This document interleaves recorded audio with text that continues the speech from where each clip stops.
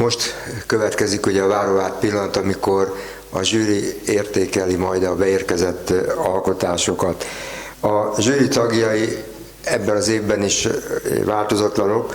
A zsűri elnöke Aknai János, a Nemzetművésze Kossuth és Munkácsi díjas festőművész, a Magyar Alkotóművészek Országos Egyesületének az elnöke.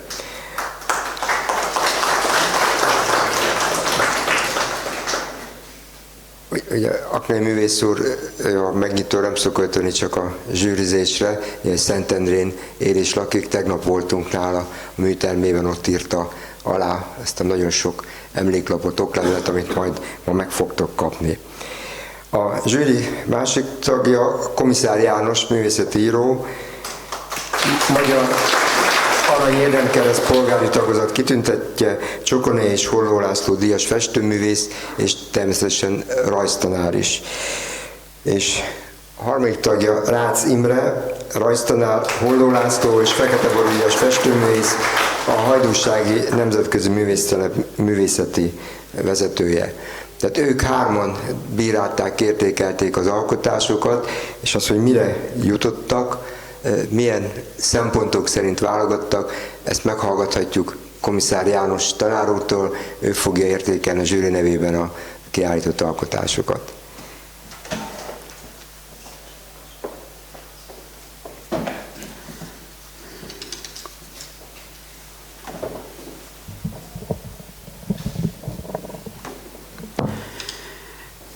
Hölgyeim és uraim, kedves diákalkotók! A 19 eddigi kiállítás megtörténte azt mutatja, hogy különböző művészeti iskolák, koncepciók kiválóan megférnek egymással.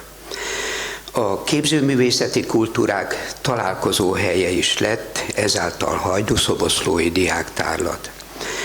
Itt a látvány mellett véleménycsere és a közös követelményrendszertől eltérő művészeti törekvések szembesítése is zajlik. Biztosította a szellemi nyitottság is. Megállapítható, hogy ennek a rendezvénynek komoly művészi értéke van, elsősorban a képzőművészeti nevelés területén. Tudjuk-e, miért jó művészettel nevelni? A nevelés általános célja az ifjú személyiségének, tehetségének lehető legteljesebb kibontakoztatása. Ennek egyik kiemelt eszköze a képzőművészet, amely kreatív létezés egyik alapfeltétele. Azt is kérdezhetjük, hogy hogyan hatja át a képzőművészet a mindennapjainkat. A képzőművészet varázsa az együtt töltött időben és élményekben rejlik. Nem csak élményt és örömet kínál, hanem mély emberi kapcsolatokat is segít kialakítani. Szülőként is mindig fontosnak tartottam a művészet általi nevelést. Tárlatunkkal megpróbálunk felszínre hozni, tudatosítani minden problémakört, ami a rajzolás, festés területén megjelenik, azzal, hogy az itt jelenlévők beszélhetnek egymással róla. A tárlat segít abban, és ezt mi is hangsúlyozzuk, hogy az ifjú alkotók bemutatkozásukkal elkezdik megismerni saját képességeiket és önmagukat. A többiek hatására lehetőségük nyílik saját technikájuk és módszereik tárának bővítésére, új alkotások készítésére. Az iskolák is jobban odafigyelnek, pontosabban felkészülnek az előző tárlat hatására, mely például a következő tárlatra jelentkezettek számában is mérhető.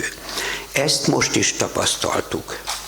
A szervezők felhívására 573 alkotással neveztek a diákok az iskolai fordulóra. Beérkezett 467 alkotás, 310 alkotóművésztől, akiket 59 rajztanár készített föl. A diákalkotók különböző intézményekben tanulnak, a pályázatra 27 településről 36 iskola küldte el a diákok munkáit. Ezúttal a Vajdaságból, Szabadkáról is érkeztek alkotások.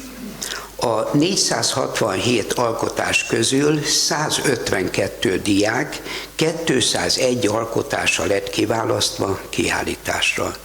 Tehát 467 közül 201. Díjazásban 5 fő részesül, külön díjak száma 5, alkotó csoportdíjasok száma, közösségek száma 3, dicséretben részesül 5 fő. A zsűrizés nem volt egyszerű feladat, ezért engedjék meg, hogy itt és most megköszönjem munkájukat zsűritársaimnak, Aknai János festőművésznek és Rácz Imre festőművésznek. Megemlítem még, hogy nagyban segítette a munkánkat az, hogy a Suli Szerviz és a Kovács Máté Művelődési Központ munkatársai nagyon jól begyűjtötték az anyagot és előkészítették. Jó hatása van annak, hogy a kiállítás kiváló, előkelő helyen kerül megrendezésre, és ezt sokan láthatják. Ezt köszönjük Borsi Csaba igazgató úrnak. Sokat jelent az internetes megjelentetés a kiírástól az értékelésig. A felkészítést nagymértékben segíti a diáktárlat pályázatának egyértelmű, pontos, szakszerű kiírása. És természetesen a feltételek tisztázása is. És itt megjegyeznék egy nagyon fontos közlendőt. A kiírás egyértelműen meghatározza, hogy mit és hogyan kell felírni az alkotások hátlapjára. Higgyék el, nagyon kellemetlen, amikor próbáljuk kiolvasni és megfejteni a rossz, hiányos és apróbetűs adatokat. Rengeteg adminisztrációval jár ez az egész, kérjük a jövőben jobban figyeljenek erre. Mint a statisztikai adatokból is hallhatták, igen bőséges a mostani pályázók száma. Megismerkedhetünk magányos alkotók munkáival, valamint jó festőiskolák tanítványainak munkáival. Módszerekkel, eljárásokkal, sok-sok technikával és témával. Nem sorolom fel a sok technikai sokszínűséget, csak a számát mondom. 21 féle technika fordul itt elő, szinte a grafika és a festészet minden fajtája. A rajztanulás folyamatában az emberi alak megörökítése, az úgynevezett alakrajz jelenti az egyik legizgalmasabb, leginkább várt pillanatot. Ahhoz, hogy idáig eljussunk, sok fontos szabályt, mesterfogást kell megismerni, az anatómiától a tónusok helyes alkalmazásáig. Az emberábrázolás elsajátítása, annak megtanulása, hogy hogyan ábrázoljuk azt, amit valójában látunk, az első látásra könnyű feladat, akkor válik akadályá, amikor a rajzlapon nem tudunk ellentmondani a formákra és az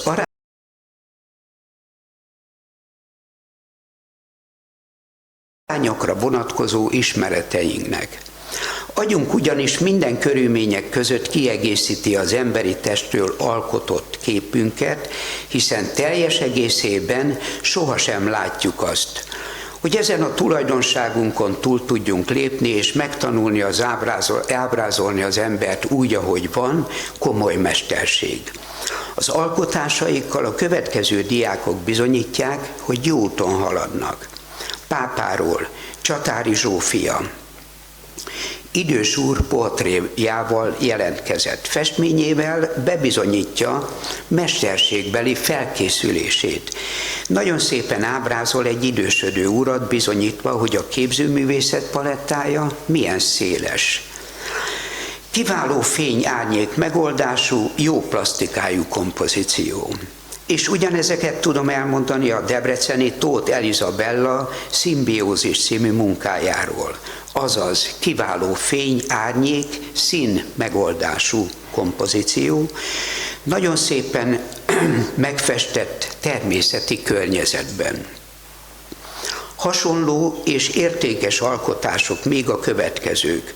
Fótról Fekete Bálint, Barnabás címmel Szén, Tóth Vilyő, stílusgyakorlat, szép arc, bravúros ruhamegoldás akrillal. Slihotzky Alexa. Portré, tűfilccel megoldott részletesség jellemzi. A debreceni Hunyadi Panna Rebeka Bátyám című alkotással van jelen, szép színtónusokkal megoldva. A nyíregyházi Kácsor Luca, koreai énekese, bravúros arc, rövidülés, megoldás, finom tónusú ceruzarajz. Pápáról Csatári Zsófia, Könyöklő hölgy címmel olajpasztelt készített. Érdekes, apró saffozással hozta színegységbe, grafikus módon telíti apró, pasztelnyomásokkal alkotását. Az alakrajzok után említem meg azokat az ifjú alkotókat, akik elsősorban az emberi arcot örökítették meg, ahol szinte sok fontos szabályt és mesterfogást kell megismerni. Az akvarell lazaságát, finomságát, mint technikát alkalmazza légies arcképein Gál Antónia Hajdúböszörményből. Álmodozó és azonosítás címmel. Festői látásmóddal kezeli ezt az anyagot. Van egy harmadik portré alkotása is, a Tépelődő című, de az már kontúrosabb és vegyes technikával készített. A további alkotók készítettek még jószintű alkotásokat, portrékat.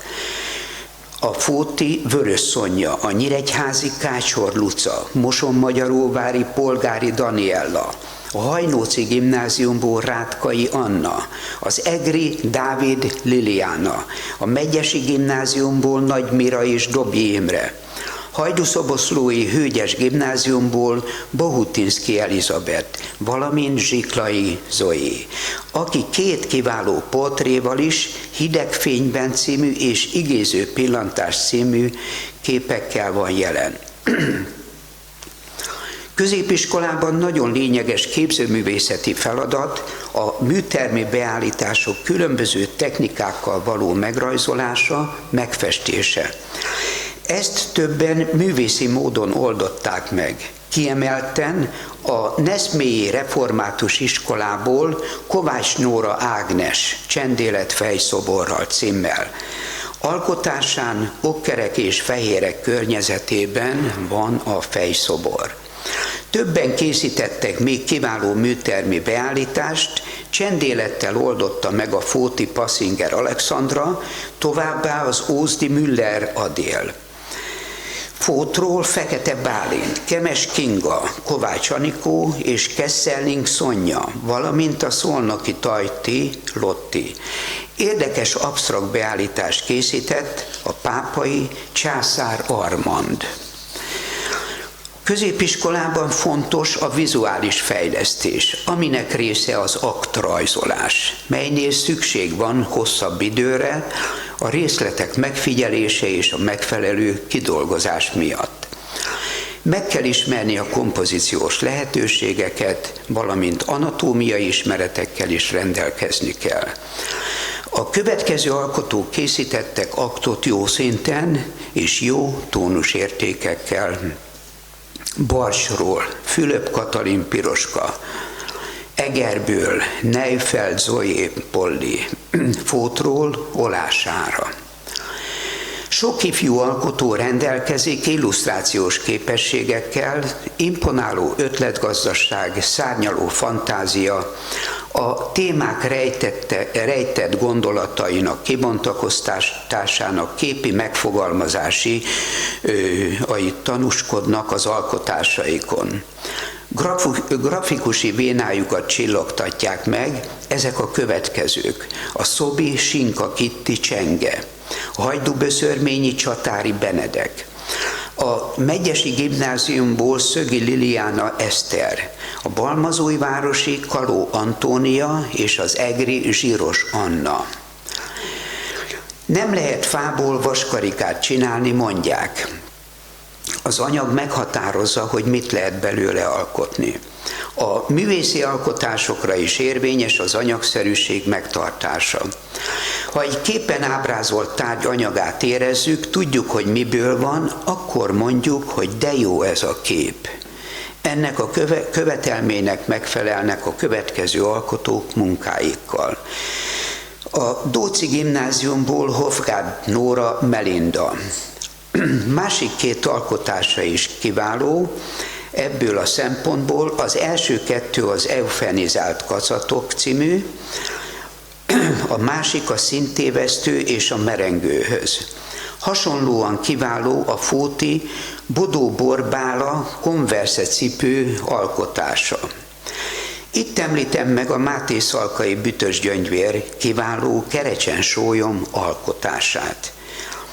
Nagy öröm számomra a hajdúszoboszlói Darnai Lili az Én virágom című pasztel alkotása, hogy szerepel a kiállításon.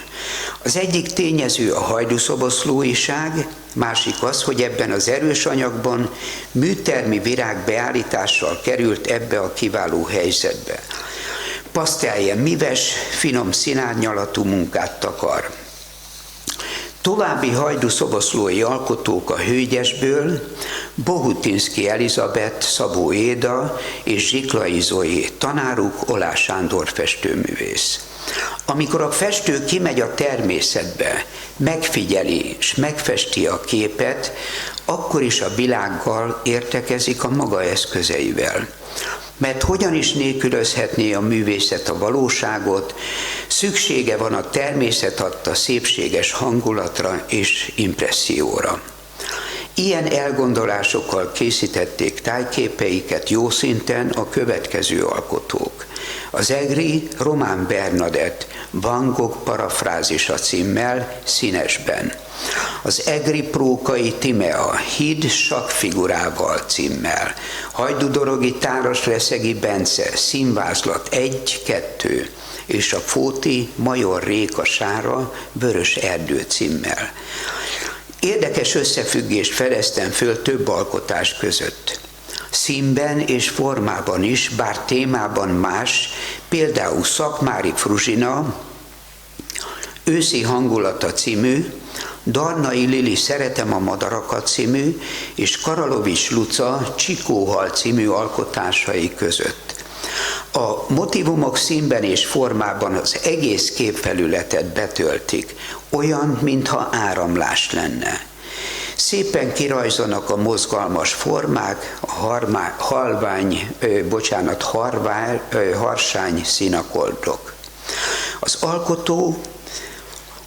Az alkotás meditáció, melynek lényege az alkotó személyében végbemenős, a néző által lekövethető átalakulás.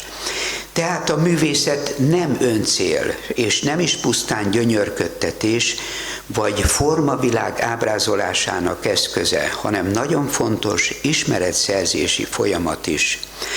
Mint például anatómiai tanulmány, rajzok készítése, mely nagymértékben segíti az emberi test megismerését.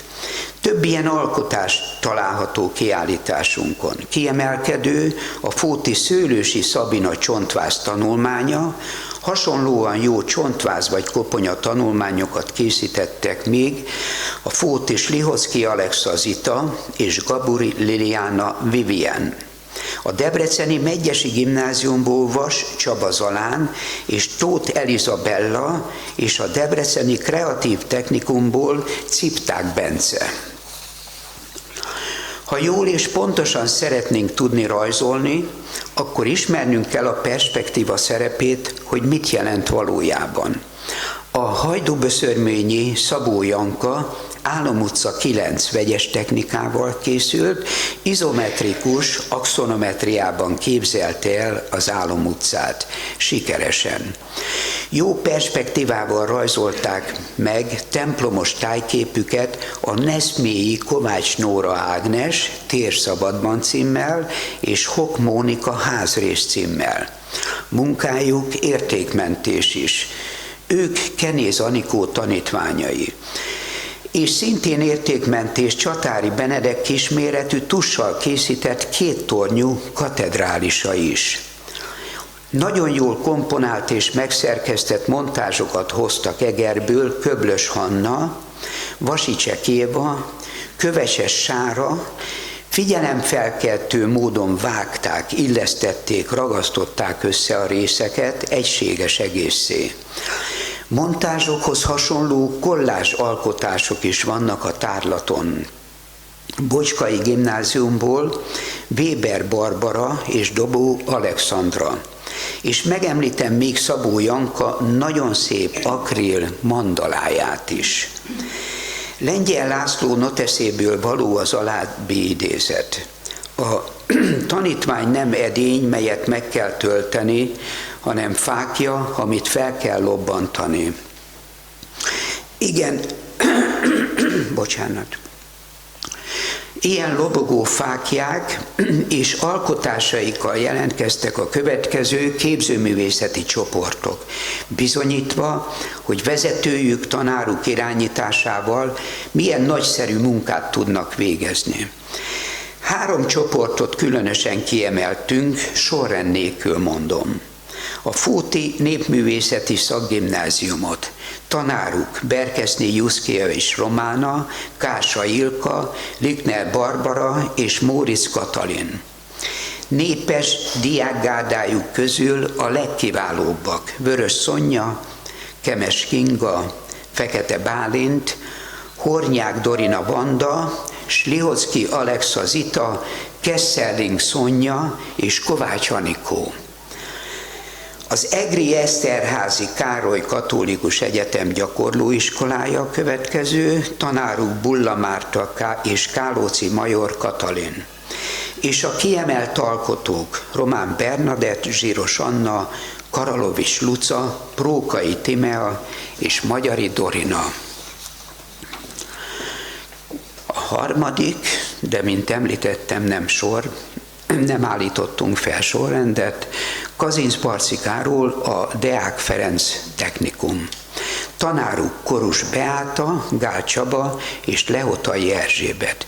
Kiemelten az alkotók Müller Adél, Demeter Kristóf, Hersik Alexandra és Arikira. Feltételezem, hogy mindenki kitalálta, hogy az előbb említett iskolák alkotógárdája csoportdíjas lett. Ezen kívül a zsűri dicséreteket is adott olyan ifjú alkotóknak, akik munkájukkal megérdemelték. Ezek a következők. Említem az alkotásaikat is.